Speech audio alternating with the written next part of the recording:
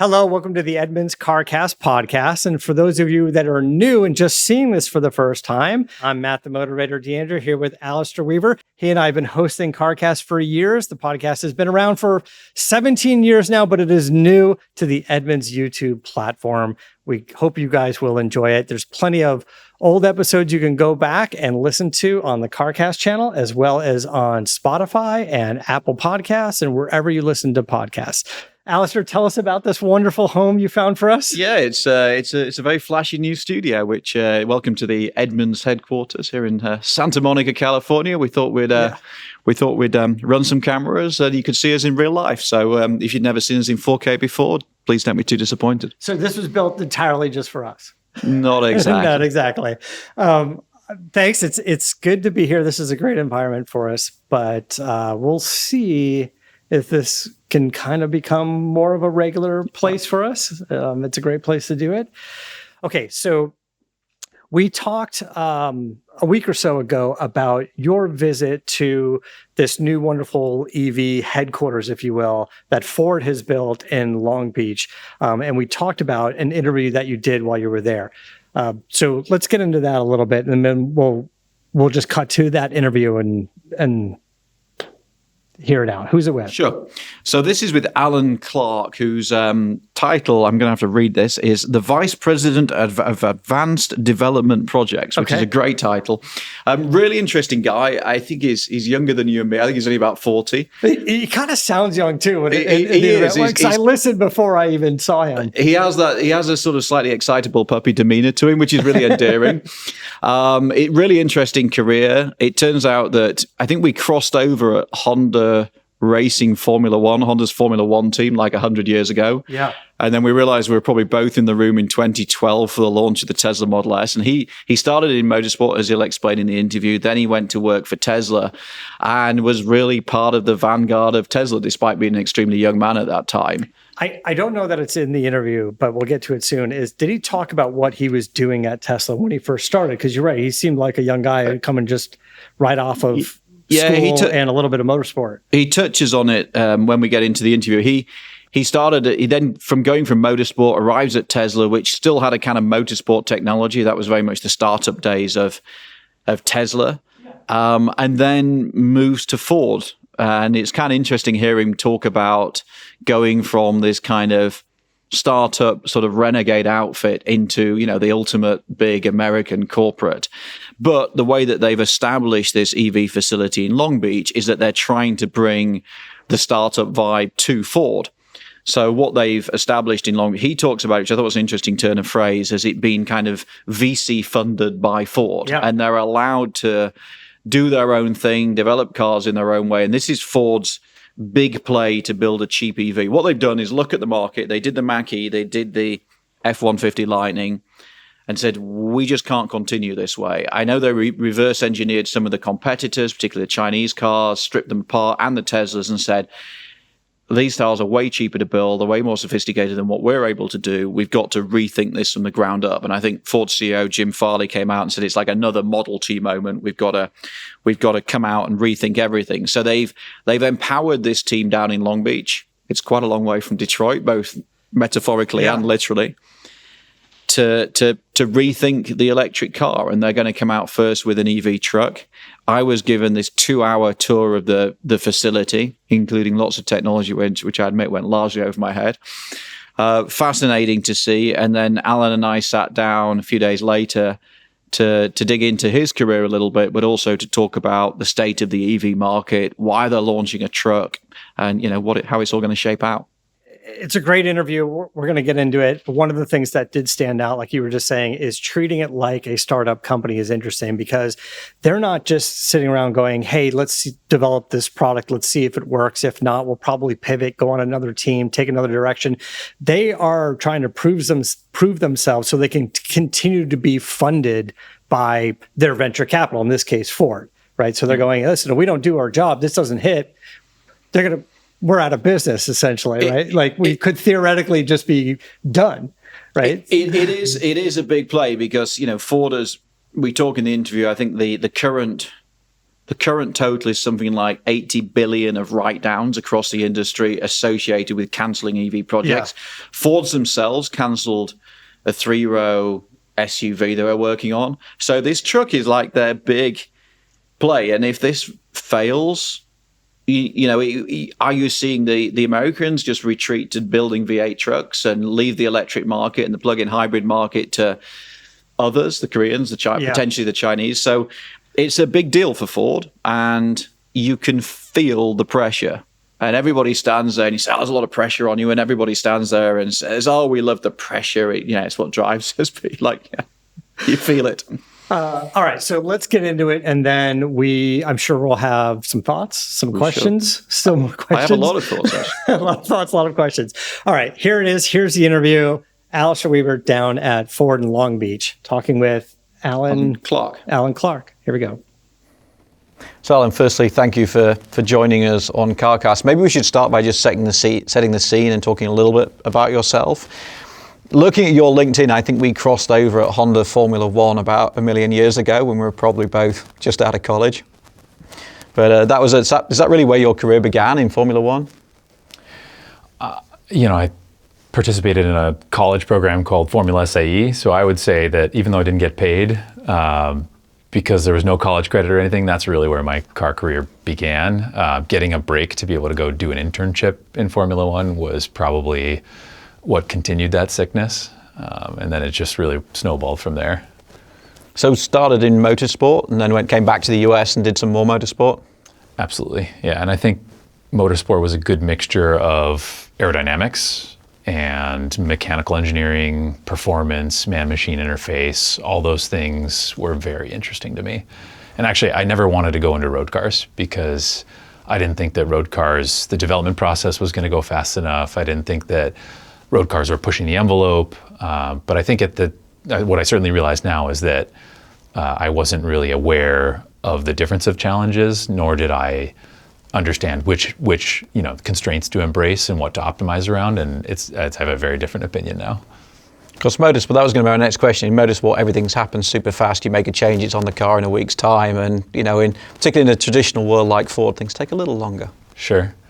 Yeah, I think at the same time, though, you have to really balance your risk even in motorsports. You don't want to take the risk of not finishing the race because, that could have a pretty significant point spread issue or, who knows what. And, reputation issue for whatever that race team is, not to get the funding for the next year. So I think the calculus is a little bit different about which risk you actually do take. And if you're at the back of the grid, you can perhaps take a lot more risk and versus if you're at the front when durability and reliability matter quite a bit. So then you go from motorsport to Tesla and you spend more than a decade at Tesla. And so that was working originally on the original Model S, was it? It was, and I joined because they actually were working on a really fast car called the Roadster. I remember it. I drove it. Yeah, that was great fun. That was a Lotus, basically, with the Lotus turned Tesla. It was, and you fit. Yeah, I fit okay. Yeah. Yeah, it was a tight squeeze. More so, I think actually is a little bit roomier than the Lotus, and a little easier to get in than the Lotus. But that's what attracted me is, they were working on high performance cars. They were working on a car that, it wasn't that it was an EV, it was that it was fast and fun and, an emotional product. And, it took one drive of that for me to be sold. Yeah, there's still a few knocking around here, isn't there? Occasionally see them on the road. Because I remember going to the original launch of the Model, so I feel like an old man now, but I remember going to the original launch of the Model S, which would be 2012, was it? Not the press launch, but the time when the first customer cars rolled off, and going up to Fremont and seeing that kind of startup vibe. That must have been an incredibly exciting time. I don't think there's many people left from that era, but it seemed incredibly exciting just to be there and be at the start of something. Yep, I was definitely there that day. I know exactly the event you're talking about. I didn't have a lot of sleep at that point. So, I think, joining during that time and seeing what you can do with a really small group of people when you enable them, when you let them work well together, it was a great proof point, at least in my mental mindset, that you can do a lot with very few people. Because was that, there's always the cliches about how intense that period was, and obviously you get on with the Model 3 and Model Y and everything that came later. Was it as intense as everybody says it was, sleepless nights and proper startup mentality? Yeah, there was there was a risk of not making payroll. There was a risk of the company not succeeding. So I think many people were doing it because they thought it was important. Many people did it because they didn't think they'd have a job if it wasn't successful. But it was also really fun. It was lots of smart people. Nobody thought we could do it, and there's nothing that probably motivates me quite as much as someone telling me that it can't be done when I think that it can. And in many ways, having lived that kind of life, coming, the traditional image of coming to Ford with all the history and the heritage and the reputation for, dare I say it, for bureaucracy and moving slowly, was that quite a big? Did it feel like a cultural leap? Did it feel like a risk going from more than a decade at Tesla to the Blue Oval? It did feel like a really big risk, yes. And you mentioned bureaucracy. You mentioned big company. Those are things obviously you think about, but it doesn't mean that I don't respect Ford in its dynasty of making cars, in its capability to create high quality, robust products at scale, its industrial might, and so all of those things existed. And I think when the technology is mature and you can create a process around that technology, which internal combustion engine vehicles, trucks, and many other things. Ford is incredibly good at making products in those segments as a result of ultimately developing those skills over 122 years. But in terms of taking the risk of joining a company that the question mark is, will I actually get to do the things I think I'm good at, and will I be able to convince a whole bunch of other people who want to take on this challenge with me to join a giant conglomerate? And I think because that was a tough leap for me to get over, I had to spend a lot of time with Doug, who was here when I joined. A lot of time with Jim as well, directly, and a lot of time with Bill.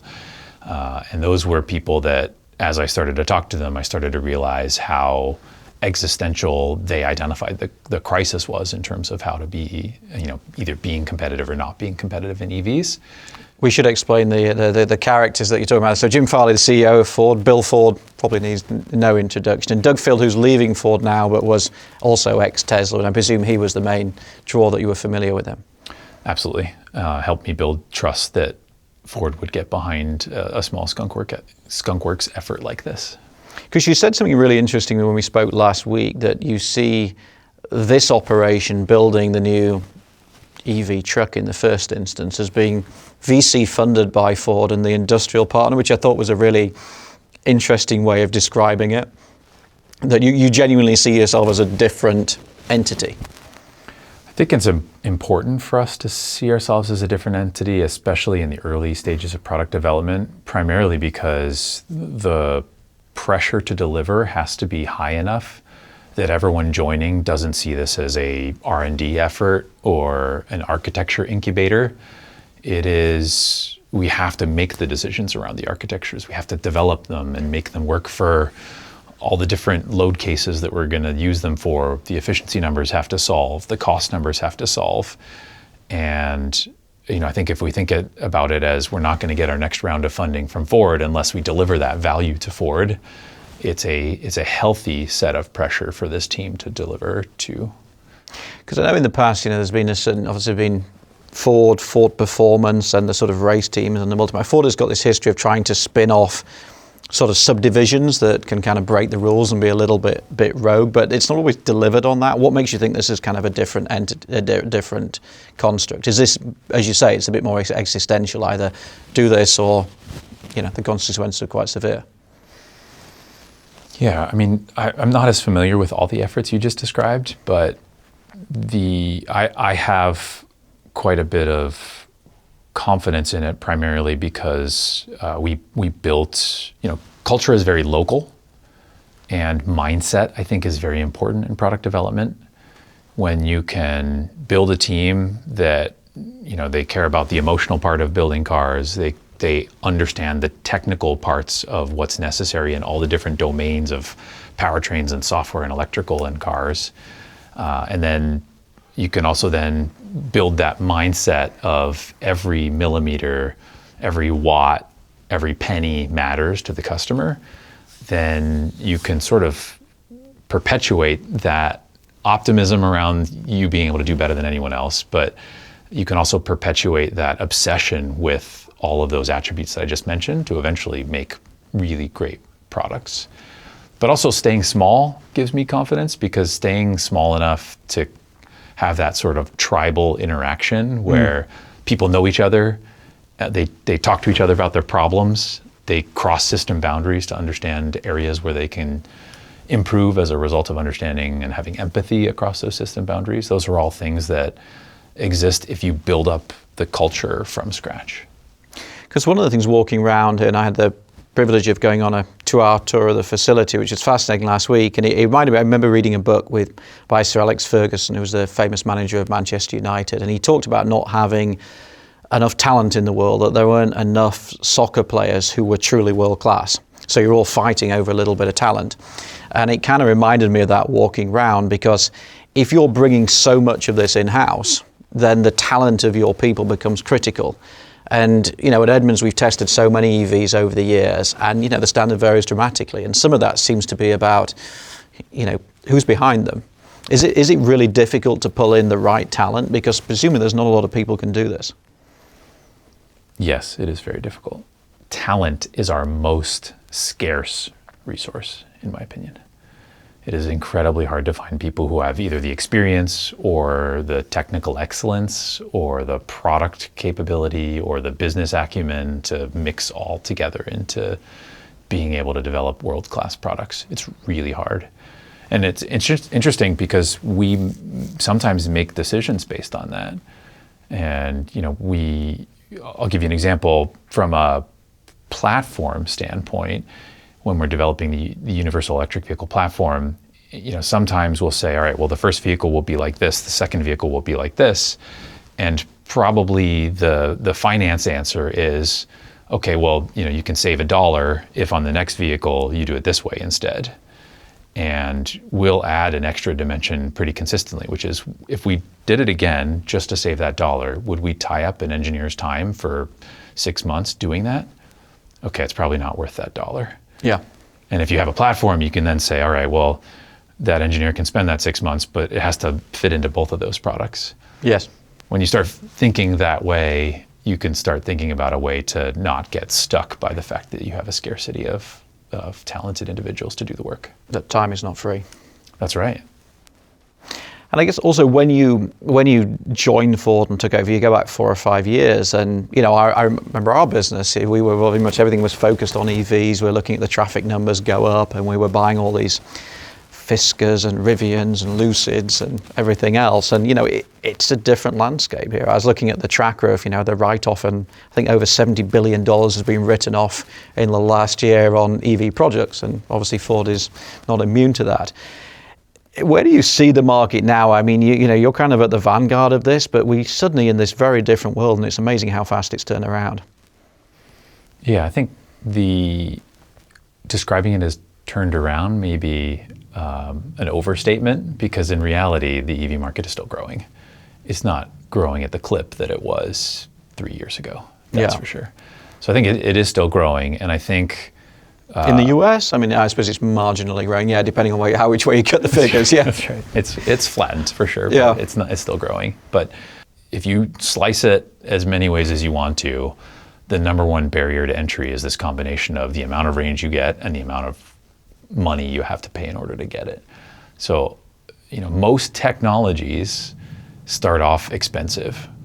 You think about solid state memory, for example, was always more expensive than a traditional hard drive, and now it's flipped, and everything we have has solid state storage, for example. And so I think about EVs as something similar. As they start out expensive, it's just that we had to get to some level of scale until there was enough ambition to invest in the right areas to then get down to lower costs. And I think we're certainly at the point where we're within spitting distance of ICE parity cost, internal combustion engine vehicle parity cost. I'll spell out my acronym, and that's a really key point, I think, for a lot of consumers. And it's also, the infrastructure is way different than it was a few years ago. I think a lot of people are used to seeing tons of charging stations at least in the coastal areas Yes. of the United States. Yeah. Because it's interesting to think about the cost, because if you look at some of the lease deals at the moment, probably the best deals on the market right now are new EVs to lease or used EVs. So the cost barrier in some ways almost doesn't exist right now, but the consumers still aren't biting in the numbers that perhaps we anticipated. It's quite artificial. Yeah, and everybody's losing a ton of money because they're supplementing the leases. I'd imagine that's the case.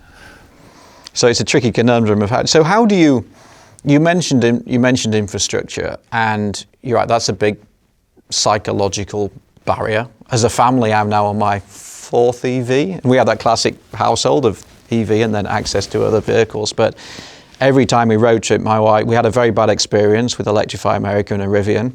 So every time we road trip now, my wife refuses to take the EV, and it's just that. Okay, it's an isolated incident, but there are plenty more examples. The psychology of it is still a challenge, right? That the infrastructure exists, the infrastructure works, it's not going to add an hour to your journey. There's still big barriers to overcome. Yep, absolutely. I think one important thing is tying all the infrastructure together. And I think Ford's done a really good job with the Blue Oval network, essentially taking everywhere that you could charge your Ford and ensuring that in the app and in your trip planner, you know where you can go to get charge. Yeah. That gives you a mental safety net that makes it, you have to build trust over time in it though. And so that's the customer education and the time part. And the first road trip you take really has to be a good experience, because it just takes one failed charger for you to really be, the floor of your trust falls out, right? Yeah, absolutely, yeah. Or 4 failed charges and a man watching a documentary in my case, but yeah, that's It's an interesting. We test a lot of EVs at Edmunds, and that still feels like they're getting over that, get out of that hump, and as you say, rebuilding that sense of trust. Because I was curious as well that you're kicking off this project with a truck, and if you look at the market, then trucks tend to be the least favoured form of EVs. If you look at Rivian, they sell the SUV, they don't tend to sell the R1T as well. So it's almost like it's a bold move, and then you're kind of doubling down by making a truck as well. So why lead with a truck rather than an SUV? Sure. I think, all the trucks that you just mentioned are big trucks, which are a tougher market than small trucks. And that's because, if you're rock crawling or off-roading, you're probably pretty far away from a charger. Yeah. And if you're towing, from a thermal standpoint as well as just from an energy usage standpoint, another tough use case for battery electric vehicles. But smaller trucks are used a lot for, towing small boats, towing jet skis, small toter homes type things. So I think it's a much better use case, but I think our use of this, of the midsize pickup truck sort of top hat first was primarily focused on the fact that we found a way to get more cabin volume than the RAV4, and that is the #1 selling SUV in the world. So clearly a lot of people think that that's a good cabin size, it's a good usable cabin size, but from it being like a universal body type as well, we think a lot of people are actually ready to try a pickup truck body form. Throw your dirty stuff in the back, take your really, your items that you don't want in the cab there. And the other thing is, one of the #1 gripes we hear from pickup truck owners constantly is they want secure, lockable storage. And with an open bed, you don't get that. But with an EV, you have the superpower of having a frunk, and you can put your backpack there and close it and feel secure that your items are going to be secure. So I think generally we think it's a really good product form to use, because, and there's also, I think being at $30,000, there's just nothing else that's close to it. And so we think a lot of customers will look at it as a very compelling product offering. Because you still have this barrier of people walking into the Ford dealership, seeing a Maverick Hybrid or a Ranger, both of which are very similar in price point to where this truck will land. That's still a psychological barrier. You've still got to really offer them. The proposition has to be much stronger to go towards the EV than to say, I'm going to hedge and get the hybrid. I agree. And that means that we need to stop talking about just the powertrain. Right, that's one thing, but it has to be super compelling from an attribute standpoint. NVH has to be great, driving dynamics have to be great, and we keep using the fun to drive moniker. That's very important to us. It has to tug at your heartstrings. When you see it, you have to want it. Yeah. And the digital experience has to be incredible as well, which means over-the-air software updates. It means seamless integration with your other apps and devices. So we know that this isn't about being really good at being an EV. It's about being good as a product itself. And it happens to be an EV. And we talk about the EV part because it's extra interesting. And there are barriers we have to get over in terms of charging. And but ultimately, I think we should start thinking about it as an incredible product more than anything else. Because you were mentioning no competition. Actually, we're sitting here in Long Beach, and there's a company called Slate up the road, which has got some interesting in funding. That's a tough gig starting genuinely from scratch. At least you have the might of Ford behind you. But you could hit the market at a relatively similar time, potentially, at similar price points. We could, yeah. And I think once what they've showed publicly, it's a very different customer. And for us, I think we've been very purposeful with putting our money in the places we think our customers care about. So I think we could take a product and completely strip out all the feature comforts and really make something analog. Yeah. But I think people who are interested in trying a new technology like an electric vehicle, they're mostly going to be on the higher side of wanting to try technology or having willingness to try technology, and so they're going to ask for more when it comes to the infotainment in the vehicle and so how it'll have a connected hi-fi. it is. It'll have a stereo. These are important things we think to our customers. Yeah. Yeah, it's certainly interesting times. I think when you look at the market more generally, we just had quite a lot of attention at Edmunds. We tested a Geely Galaxy M9, and we had one here in America. I put it through the test track, put it through all our range testing and everything else, and came away really quite impressed by it. Well, not quite impressed, very impressed by what it was able to deliver. And that was a range extender hybrid. But I was curious, do you spend a lot of time, when you look at the market, do you spend a lot of time analyzing Chinese vehicles now? Yes. Yeah, I think you don't sleep on your competition, and we have no monopoly on good ideas. So I think we educate ourselves on the overall market, and we assume that at some point we'd be competing with everyone who makes cars in the globe, not just those that are here today. And so it's important for us, I think, to understand who our competition is. But it's also, I think, important to just be humble, because there's a different philosophy in a lot of the Chinese car companies in terms of how they develop the product, the speed they develop the product. And so we call it rearview mirror analysis, because if it's already on the market or someone's already thought about it, you get to look at how customers perceive it. You get to look at whether it's going well, whether there's been durability issues, whether a feature has been added but nobody cares about it, and it's primarily used in the marketing fluff. Yeah. So it's great to be able to use that, but it doesn't mean that we're following or chasing. Certainly interesting times. The other thing, walking around, there was a big buzzword. I spent the risk of name dropping, I spent some time with RJ Scaringe at Rivian recently, and what he's talking about, as is Tesla at the moment, is autonomy. And it was interesting walking around this building. I don't think anybody really talked about autonomy. I know Ford has Blue Cruise, but I was just curious as to where that sits in the lexicon. Sure. It's coming. It's important. Ford has a very diverse set of customers in North America, for sure.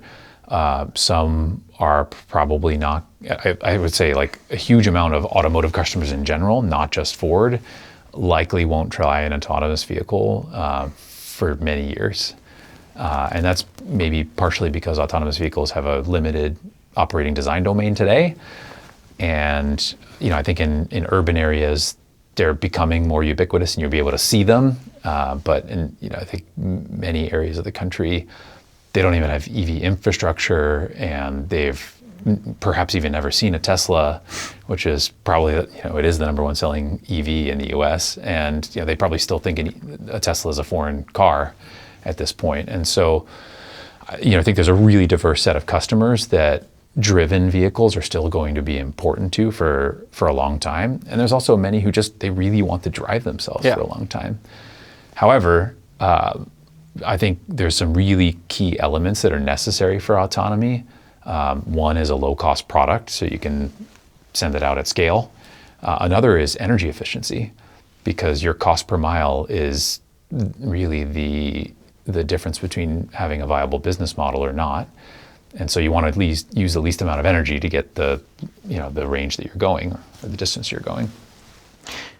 Because most people are now saying, I think if you talk to most companies, saying that there's a psychological bar around 300 miles, that you wouldn't launch a vehicle with less than 300 miles of range. Is that something you'd subscribe to?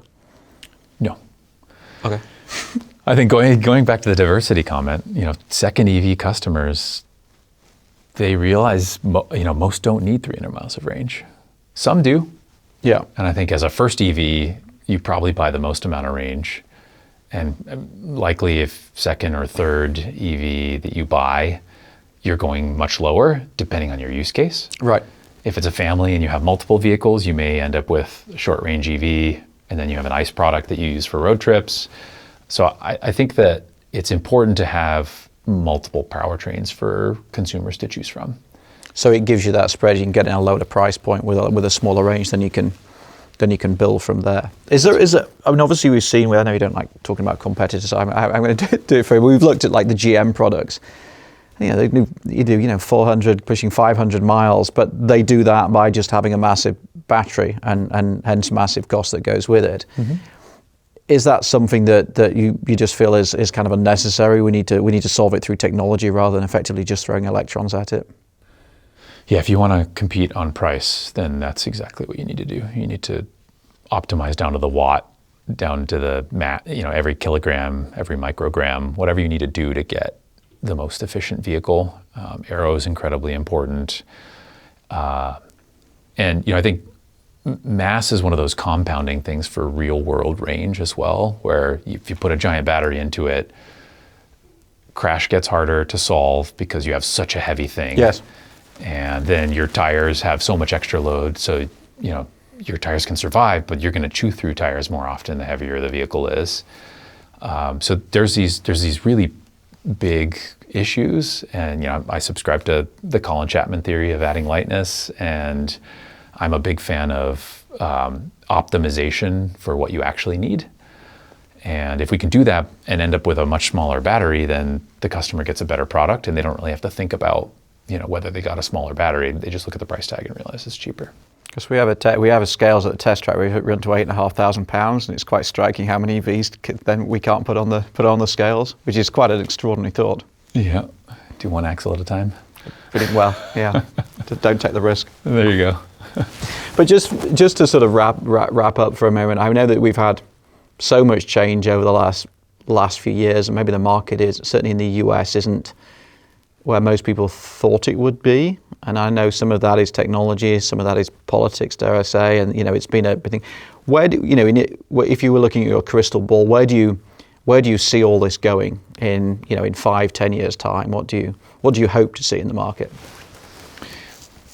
I mean, hopefully we just look back at this and say, you remember that speed bump that was 2025, 2026, where people thought that maybe EVs weren't taking off? I'd imagine that we'll look back and see that that's the case. And we'll realize that what we were missing is compelling products that were low enough cost that they could become ubiquitous in the market. And, I think whether we like it or not, coming to market with this sort of just shows a template, right? Everyone can look over our shoulder and tear it down and see, what went into it. Yeah. And they will, yeah. And they guarantee they will.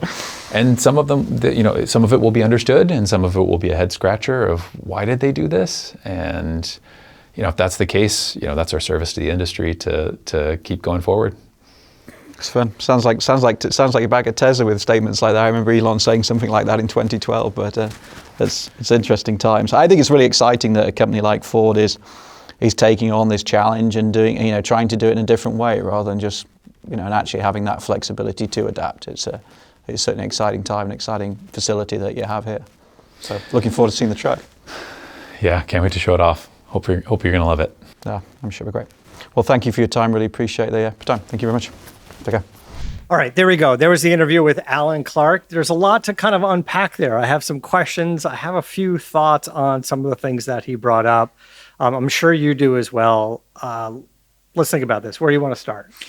Where do I want to start? I've got my little notes in front of me here. I think the first one that I think I found really interesting was the conversation we had about talent, because I really felt this walking around. Yeah. If you're going to try and do everything yourself, you're really beholden to having lots of internal talent. I mean, I went around and I saw that they're designing their own seat. And I asked the question to the guy directly, like, so you're going to Recaro and saying, this is how we do a seat. And Recaro has spent the last few decades designing seats. So you've got to have a lot of belief in your seat guy. And I think this goes through, if they're working on their own battery software, throughout this vehicle, they're trying to do what Tesla does, which is own the whole process.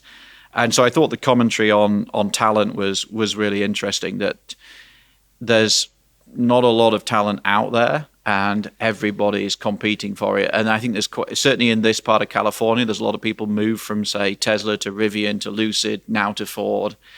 And, he kind of admitted that there isn't enough top tier talent to go around.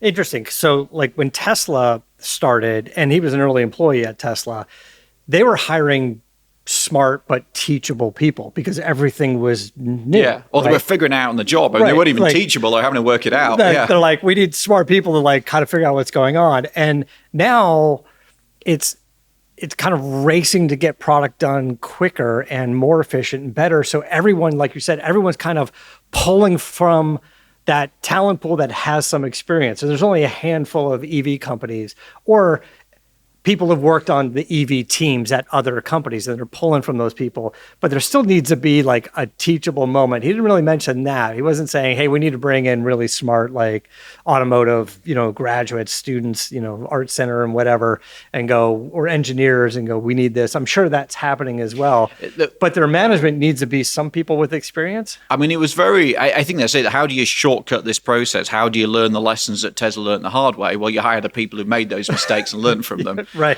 I mean, it was very striking walking around. A lot of obviously very, very smart people from all over the world, you can tell by the accents and everything else. So, and I guess that was part of the motivation of having a Long Beach facility as well. They were saying, when Tesla was here, Rivian's here, other companies are here, software engineers. Slate's up the road. Yeah, Slate. And the access to sort of the Silicon Valley, Silicon Beach areas, if you're familiar with those. I mean, Silicon Valley is a term, but Silicon Beach was here. We're literally sitting in Silicon Beach, effectively. And so a lot of it's morphed down to Long Beach now, but right, we are. Some of it's in Long Beach working at this We're sitting in Silicon facility. Beach. But getting those people there as well, because a lot of like software engineering and stuff as well, that is going to be a big part of this. Because that talked about, as you were saying, sort of software-driven cars. One of the flaws they had with the Lightning, and not really in the interview, but we talked about this, kind of what he's thinking about here as far as talent, is the Lightning was never a software-driven vehicle. This was a vehicle that had all these different components designed by and built by other manufacturers, different suppliers, and it all has to kind of come together and talk to each other. It wasn't like an OS, an operating system, and they spec'd out and said, you need this and this and this. Some supplier was going, we have this. This is how you talk to it. The big part the other way around. And I think the big part about the supplier thing is not that suppliers couldn't do it, it's just the time lag. So saying like you write a brief, you send it to the supplier analyzes it, asks some questions, then they develop a prototype part, it comes back to you, by which time you're already further down the road. So by bringing it in-house, you can, this whole idea of, this whole skunkworks idea of fail fast. Like let's stay, it's a bit like the motorsport mentality as well. Let's make mistakes, let's learn from them, let's move on, let's keep things rolling. I mean, the other thing that struck me, we were talking about why would you start with a truck? And the argument, they're kind of in this place. Some of the other vehicles that they were planning, like the SUVs, were cancelled. So they're launching with a truck, which is bold because the one sector of the market which has struggled has been EV trucks. Couple of things struck me. One is he was quite open. EV trucks are not good to tow with because you just burn the battery too much. So in the mid-size truck market, let's not worry about that too much. I was like, okay. And then the other part, which I thought was interesting, was the range. There is a paradigm, if you like, where you talk to people say, well, we need to go more than 300 miles, and that's what customers expect. In order to get the price in at $30,000, I think he's coming out. I think that the entry level model will not have 300 miles. I think listening both on the day and how you're in the, it's almost like building expectations. So saying people don't really use it that way. If you're a plumber in LA and you're just using it around LA, you don't need 300 miles. So, in order to get the price point, we're going to come in lower than that, which I thought was interesting. I still come back to this fundamental thing. You walk into a Ford dealer, you've got the Ranger, which starts in the 30s. You've got the Maverick, which starts in the 20s, I think, still. You've got the F-150, which is not that much more. And you've got to you've got to get people going, I'm not going to buy a Maverick hybrid. I'm not going to buy a Ranger. I'm going to buy this. So the product has got to be super convincing. And the dealer, this is the hard one as well, the dealer has to be set up to sell it as well. And, the lesson of the EVs, particularly in Ford world, is the dealers haven't been terribly well set up to sell these. He was putting more emphasis on the potential features of this truck without giving all of them away, but saying the features of this truck, not necessarily the powertrain, was what will help sell this truck. So you're right. You walk into the showroom, there's a Ranger, there's a Maverick, there's this new EV truck, there's an F-150 even, and bigger and better, and go, how are you going to use the truck? Are you going to go long distances, or are you going to tow? If the answer is no, then we're going to move all those other ones out of the way, right? Because he's like, towing and long distance, he even said it, right? Yeah. He's like, those are off the table. Get yourself a diesel. We've got other trucks for those. Yeah. You're still going to buy a Ford. You're there, you're in the room. But that's not what you're buying here. So if you're looking for something that's more around town, there was also kind of two thoughts. And he didn't really break this down, but it was like, is it a work truck and those customers? And then is it a consumer truck? And interesting, because he sort of implied as a consumer truck, this is not your only vehicle. He was saying you do have an ICE vehicle at home, right? Yeah. And potentially that's your road trip and your camping, whatever, or your, and this is your small truck, maybe your commuter truck, your go to work truck, your weekend truck, your surfing truck, bicycle, whatever, that kind of thing, going for hikes, going to the gym, and having maybe more convenient lockable storage. And now he mentioned a frunk because that's the obvious one, but I don't know, maybe this has more things like, an F-150 and a Ranger. We look at the aftermarket and go, what sort of storage do we need, right? Yeah. And you could just get anything you could possibly creatively come up with, from roof racks to all kinds of stuff in the bed and, swing out storage, lockable storage, like all kinds of stuff. How much of that is going to be maybe built into a truck like this? Like he said, throw the backpack into a frunk, like if you're going to a gym or something. So interesting. Will this have some commercial appeal, like locally, like the pool guy you're saying, lawn people? Like, yeah, I think it should do. I mean, and also if it's a low enough price point, things like the residual values become less of an issue. It's not $100,000 Lightning, so it will be. I'm more excited about this vehicle than I have about many in a long time, just because I think it's so sort of make or break for Ford's EV project. It will, of course, in time, it's a platform that will, of course, in time spawn SUVs and everything else. But it's a big play to launch a mid-sized truck at price parity, which is what they're aiming for with the gas alternatives. Yeah. It's going to have that added value. I think it's got to have that desirability factor. I mean, we talked a few weeks ago about the Rivian R2. The Rivian R2 for me has got a lot of desirability. It's cool. It's interesting. It does things that gas cars don't do. But I think it will sell to tech-forward people who have bought EVs the last few years. I think, who will this truck sell to? Yeah. Again, he's trying to take powertrain off the table, right? Not completely, but just a little bit less like, let's look at the functionality of the vehicle. But that was true of the Lightning, right? I mean, the sell of the Lightning, because I sat in those meetings, I interviewed those executives, was it's a better kind of truck. It's faster, it's quieter, it's got a frunk. And a lot of that was true.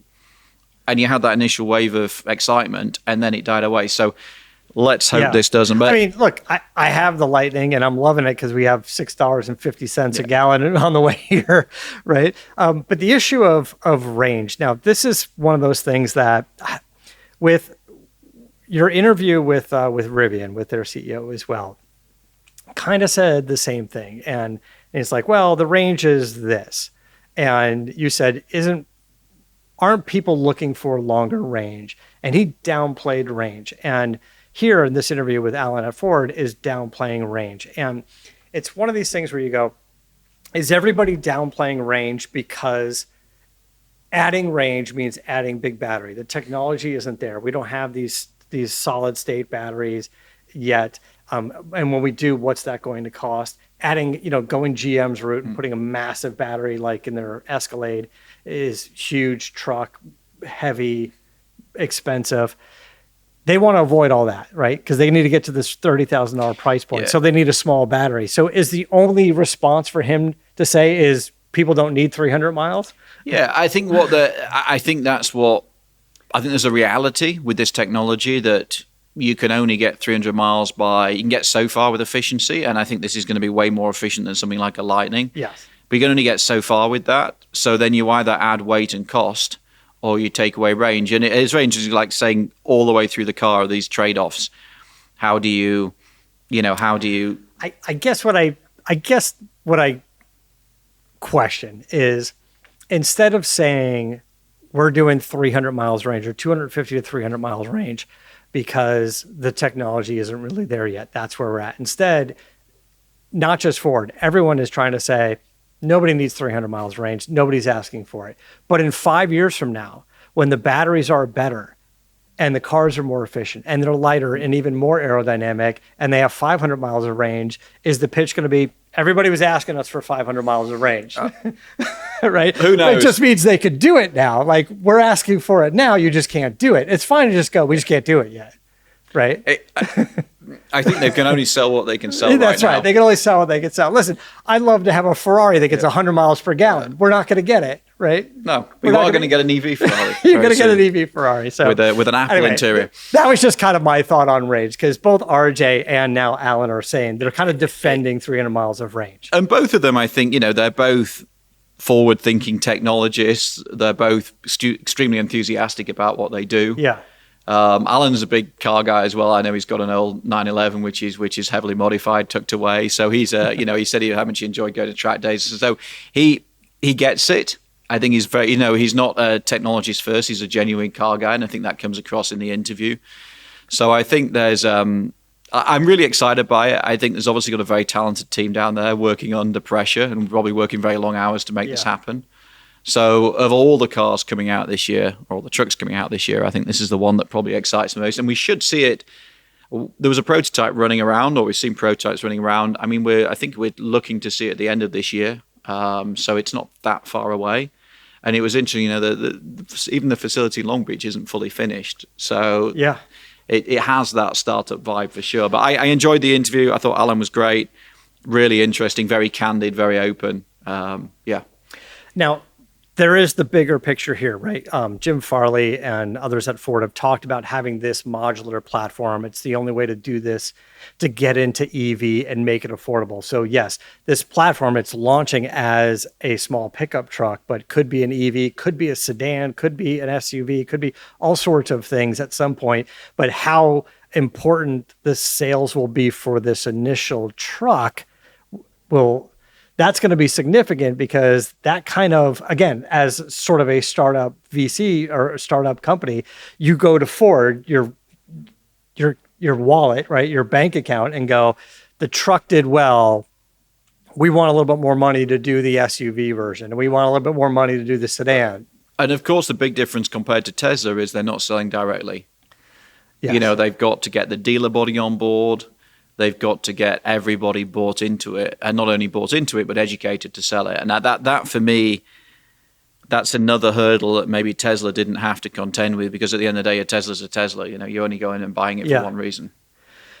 And do we know yet if this EV platform or this truck is meant to be sold outside of the U.S.? I believe at the moment this is US. It's a size that could go into Europe. Like the midsize, the Ranger's sold in Europe, so it wouldn't be beyond the realms of possibility. But I think they've got to get it launched here, then figure that out.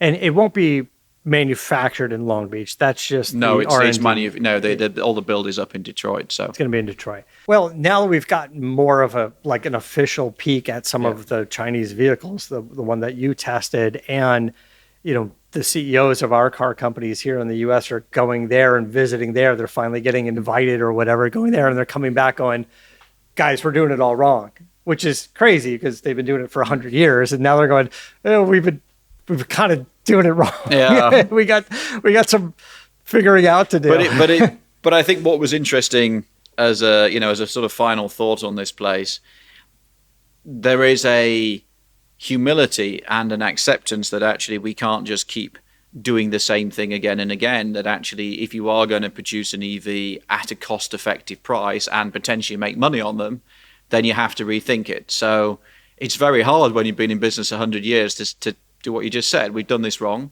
Yeah. Or our paradigm no longer works, might work for V8 trucks, doesn't work for this. Let's think it. And I think this is exactly what they've done in this case. They've said to this group of people, here's a lump of cash, here's a facility, go to it. So I'm super interesting. Yeah.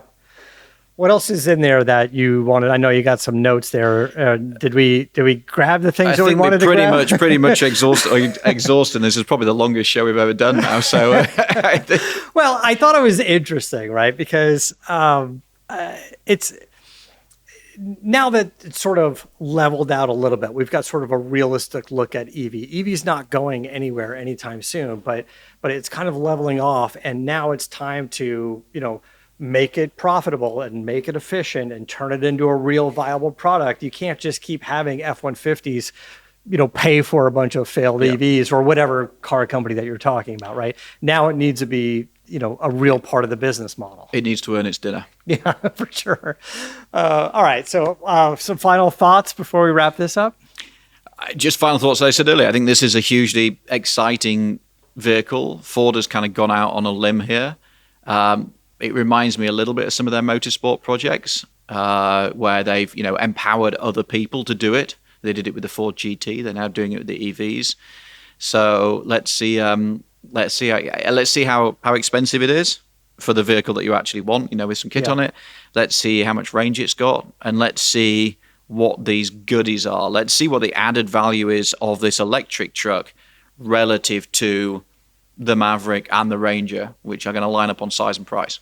I agree 100%. If they're going to really try to sell this based off the features of the truck, not necessarily the powertrain, how do they make it different than something that they do very well?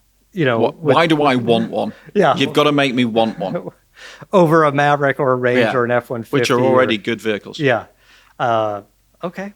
All right, so we're going to wrap things up. Thank you so much for inviting us to this wonderful space. And for those of you that are new to CarCast, this is a podcast been around for a long time. It's on all the podcast platforms, Spotify, Apple Podcasts, pretty much everywhere you want. We have a CarCast YouTube channel and here at Edmunds as well. And until then, we'll see you next week. Keep the air in the spare and the bag in the wheel.